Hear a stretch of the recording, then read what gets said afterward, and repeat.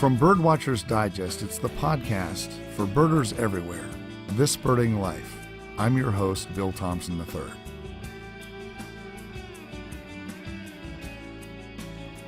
Special thanks to Birdwatchers Digest, the magazine for readers who love to bird and birders who love to read. You can learn more about the magazine and our fabulous other publications, our great digital content, and our incredible events at birdwatchersdigest.com. You can also sample our current issue at birdwatchersdigest-digital.com.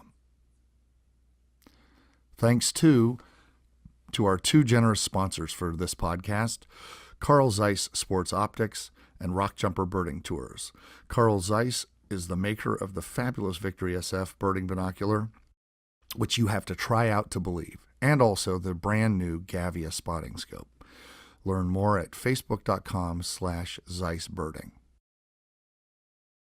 Rock Jumper Birding Tours can take you on any one of 300 different tours a year to more than 100 countries all over the world. Learn more about these fabulous journeys at rockjumperbirding.com.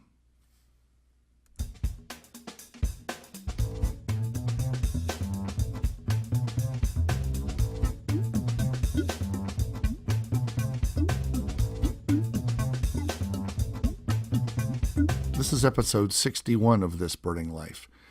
My last two lifers, almost. Birders keep life lists, at least many of us do. A life list is a list of all the birds you've seen at least once in your life. And it's inevitable, as you're keeping this list, that there are certain birds that simply elude you. As if by magic, you cannot see these birds. You can be in the right place at the right time with the right people, and everyone else sees the bird except you. These birds can be called a variety of things, some of which I can't share here because this is a family podcast. I call them Jinx birds. Some of my birding friends in the UK call them bogey birds. The point is, everybody has a bird or two that they've just never been able to see despite trying many times. And this podcast is about an adventure I took some years ago, trying to see my Jinx bird, the Connecticut warbler. So here's my story.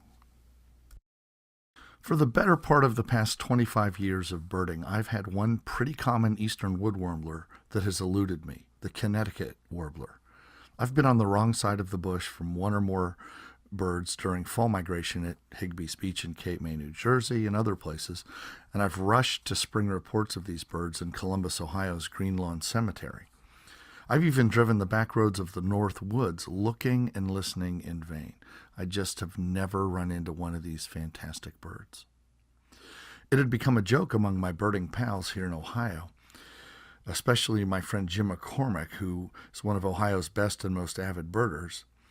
And I've met dozens of beginning birders who've seen the Connecticut warbler. Julie has seen or heard several here on our farm in southeast Ohio, but not me. The Connecticut warbler was my Jinx bird. Well, those days are over. As of Monday morning, June 12, 2006, at about 5:50 a.m., 8 miles north of Roseau, Minnesota, I saw my Jinx bird and officially broke the Jinx. But there's more to the story than just that. Let me tell you about it. This important sighting for me came at the end of 5 days at the Potholes and Prairie Birding Festival in Carrington, North Dakota. When I found out that I could not fly back home to Ohio out of Fargo, North Dakota on a Sunday because there were no affordable flights, I picked a Monday afternoon flight and promptly set my sights on breaking my birding curse. I talked to birding friends there in North Dakota, including Dave Lambeth, who's an ace birder from Grand Forks, North Dakota, and he made some inquiries on my behalf. All the info I needed for my target bird came in an email from a Minnesota birder named Peter. Check Highway 310 about 8 to 10 miles north of Roseau, Minnesota, before 8 a.m., because that's when the birds quit singing. Well, I took off from the ice cream social on Sunday afternoon in Carrington, and I drove and drove and drove. In fact, I drove a little bit too fast and managed to get a $300, I found out later, speeding ticket in a little speed trap in northern Minnesota. Not very fun. But I got to Roseau and to the magical Highway 310 late in the afternoon of Sunday, June 11. And I began looking in all the suggested spots for Connecticut warbler. Lots of great birds in this pine spruce bog habitat, including purple finches, least flycatchers, many other wood warblers, but no sign of my bird. Other life bird possibilities for me in this area included great gray owl, spruce grouse, northern three-toed woodpecker, and American black-backed woodpecker. So I drove my rental car to the end of the road just south of the border crossing from Minnesota into Manitoba. And a dirt road led off to the right, past a sign for a gun club. There were no shots coming from the club, and there were no trespassing signs, something I always obey when I'm birding. So I drove in. And it was birdie off the highway once I got into the woods. I drove all the way down a rutted road to the rifle range, about 100 yards. I got out of the car, climbed up a small hill to where the shooting benches were, and I realized I was looking down 1,000 or more yards of fabulous habitat for a great gray owl to hunt. Wide open clearings with old woods on either side. Just then a large bird took off from a distant perch and my heart leapt almost out of my chest. But it was just a red-tailed hawk. That was the day shift hunting the meadow. Moments later I heard a sharp staccato warbler song and my pulse raced again. Was it a Connecticut? Then my rational brain took over. No, it was a mourning warbler, and I've known that song since my early days birding in the West Virginia highlands.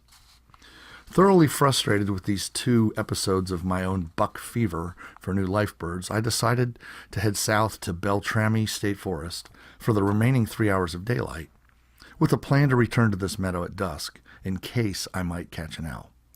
I spent 3 lovely hours in Beltrami and saw loads of great things: gray jay, veery, black-throated green warbler, white-throated and Lincoln sparrow, sandhill crane, short-eared owl, and lots more, but none of my quest birds. So I drove back up to the gun club road as the sun was setting, and I noticed some pink-tinged clouds to the north, like a celestial beacon calling me to visit Manitoba, if only to say I'd been there. It was literally just a few feet away from me as I walked into the woods. So I made a deal with myself that if I did not see the great gray after scanning the meadow, I'd cross the border and then come back, just to say I did it. Earlier in the day, I had blundered across the border without knowing it in the middle of the woods while chasing down a weird flycatcher call note, which turned out to be a yellow-bellied flycatcher. I climbed back up to the shooting bench hill on the rifle range, and just then a bit of motion in a distant tree caught my eye. It was already getting dusky from a light level standpoint, but I could see enough to see a large raptor had just landed on a perch and was struggling to get its footing. So I looked with my 10-power binoculars, and I could see that it was huge and gray, but the dim light and the distance kept me from a positive identification. So I sprinted back to the car for my scope and cursed the auto engineer who designed the locks that lock when the car is put into drive, but don't unlock when the car is put back into park. I fumbled for my keys, opened the back door, precious seconds ticking away, grabbed the scope, and turned to race down the shooting range to try to get closer to the bird.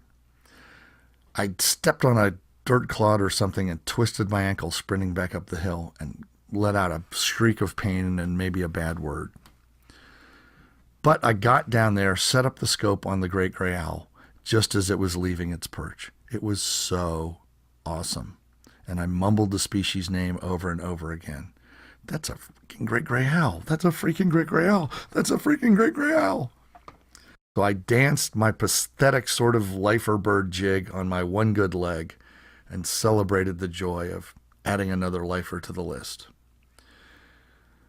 Sadly, the bird was gone into the woods at the end of the meadow, probably 500 or 600 yards away, so I knew I had to go after it, because I'd had a look, but not a look. And my digiscoping finger was starting to itch. So I grabbed my gear and down a rutted ATV path I went, half limping, half running. This ankle had been bothering me since a Saturday field trip in late April in Ohio, and no one had been able to tell me what was wrong with it. I later found out it was some tendonitis, but it was at this point an annoyance rather than truly debilitating, so I wasn't going to let it prevent me from trying to see this bird. One additional problem, however, the path went through the scrubby woods and there was no wind at all along the meadow. What there was an army of mosquitoes like I have never encountered in my life, and I had no bug spray. Again, this was more an annoyance than a reason to quit. So I kept going after the owl. 450 yards later, the owl flew past me, headed in the opposite direction, and I lost sight of it for the next 10 minutes.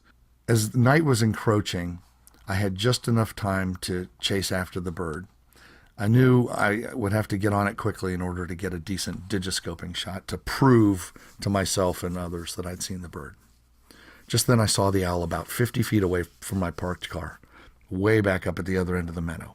So I went back up over the path, the trees hiding me from the bird's vision, and arrived huffing and puffing, saying my transcendental meditation mantra to calm myself down. Finally, at the edge of the path, I emerged, and there was my bird, looking me dead in the eye from 50 yards away. I set up my scope and took some fairly bad digiscoping shots. I gazed at the owl, and its eyes were looking right through me. It was not interested in me in the least. It was interested in food for its nestlings. Several hunting plunges yielded nothing, so the great gray flew to the edge of the woods, and I snapped a few more images. What a creature. And I was so pleased that I'd found it myself. The information I'd gotten from Peter said owls had been seen there 3 to 4 years earlier, but no one had confirmed them since. So this was great news, and I was eager to share it with my birding friends back in North Dakota. Just then the bird was gone, and no amount of scanning in the foreclosing dusk could reconjure it. So I sighed a satisfied sigh and slapped aimlessly at a neck full of mosquitoes. I decided to drink a toast to this lifer. I raised a bottle of beer in its honor, and then headed for my hotel, satisfied that the day was mine.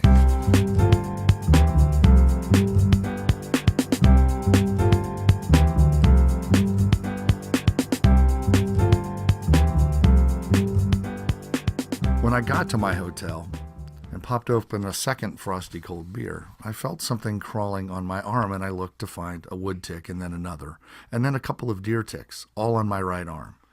I took off my shirt, and I found at least a dozen other ticks of various sizes crawling around my torso. Just then I looked down at my pants legs, my khaki birding pants legs with the zip-off feature, and I saw that they were moving, literally covered in ticks. I went into the bathroom and began pulling the ticks off my body, arms, legs, pants, hat, shirt, and tossing them into the open toilet. Somewhere in the archives of my photos, I have a picture of 72 ticks that I pulled off myself that night, all breathing their last moments in the toilet just before I flushed it. I'm not going to share that picture with you because it's actually kind of gross and freakish. It goes to show you that you never know what you'll encounter when you're out birding.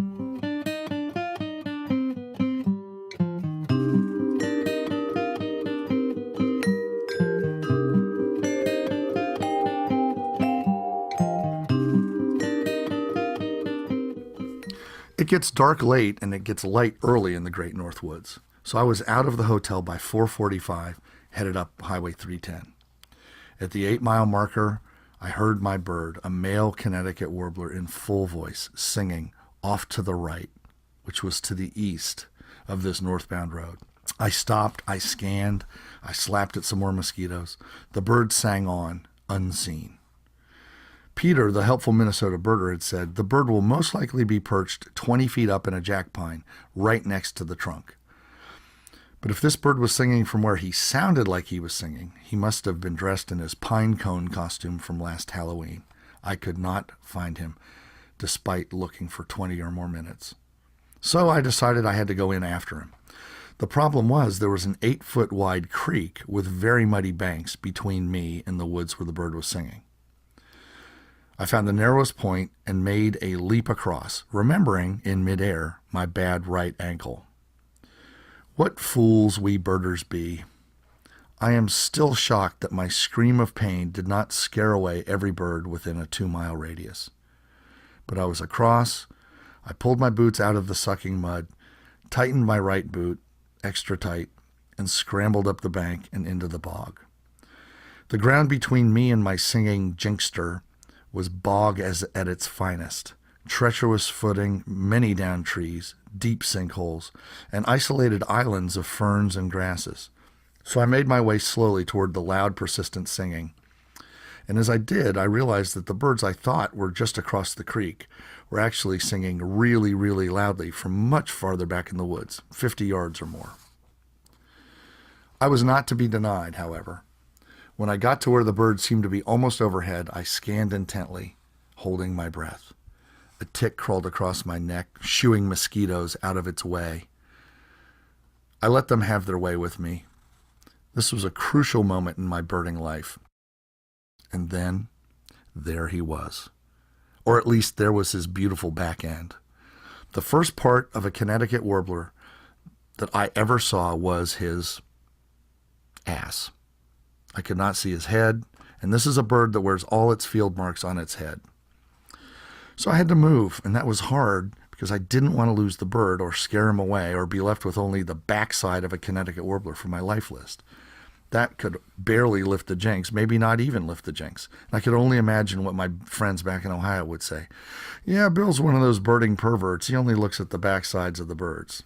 That would never do. I tiptoed through the boggy woods, around to the left in a vague circle, trying to get the angle right to where the light would be in my favor and I'd be able to see the head and face of the bird.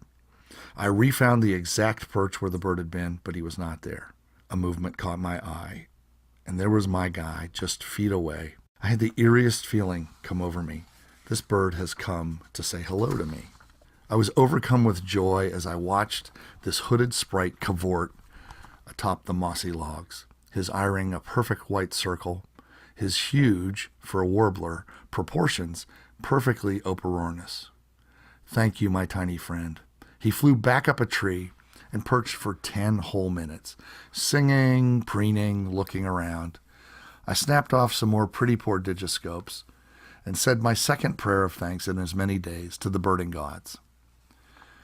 Since it was still before 6 a.m., I did not toast this lifer with another beer, but the thought did cross my mind.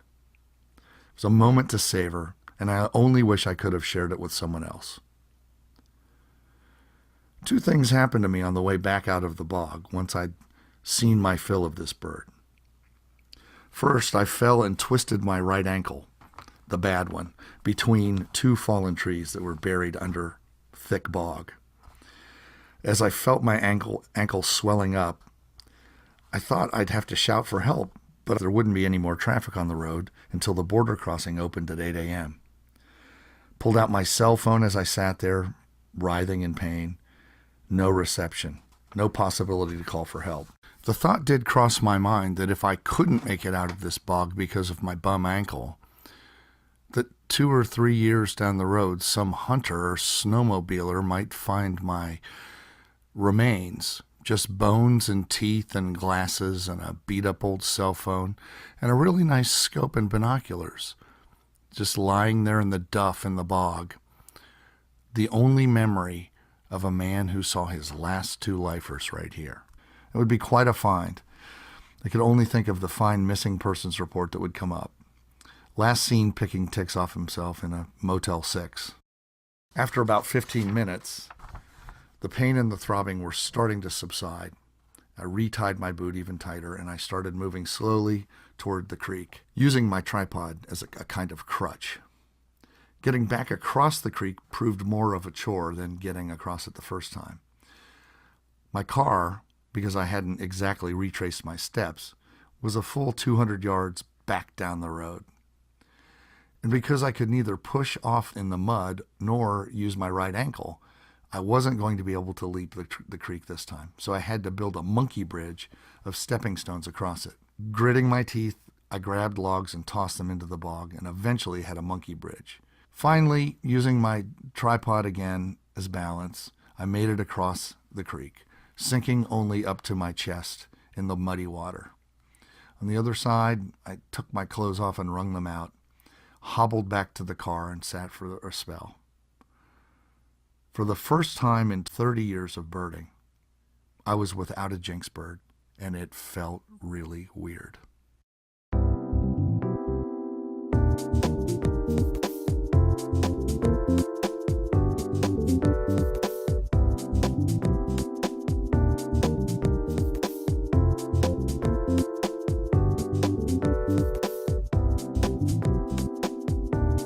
Thanks for listening to this episode of This Birding Life.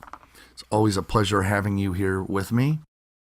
Please tell your friends and family about This Birding Life. You can download it for free at birdwatchersdigest.com/podcast or on the iTunes podcast page or in any of the other aggregator places. If you just search for This Birding Life podcast, you can find all the episodes you want. Special thanks to our host, Birdwatchers Digest, for making a happy home for This Birding Life for many years, and we hope many more to come. Birdwatchers Digest, the magazine for birders who love to read and readers who love to bird. Learn more at birdwatchersdigest.com and sample our most recent issue at birdwatchersdigest-digital.com. Special thanks to our loyal and generous sponsors, Rock Jumper Birding Tours and Carl Zeiss Sports Optics. Rock Jumper Birding Tours leads tours to more than 300 destinations worldwide. You can learn more about their fabulous tours at rockjumperbirding.com. And special thanks to Carl Zeiss Sports Optics, makers of the fantastic Victory SF binocular and the new Gavia spotting scope. Carl Zeiss, we make it visible. Learn more at facebook.com/ZeissBirding. And make sure to check out the Zeiss Nature blog. Just Google that, Zeiss Nature blog, and you can read stories from birders all around the world on a variety of topics. And thanks most of all to you for listening. Until next time, this is Bill Thompson III, out there looking for another life bird and hoping that my body doesn't betray me and the ticks don't eat me alive. Until next time, I'll see you out there with the birds. Laters.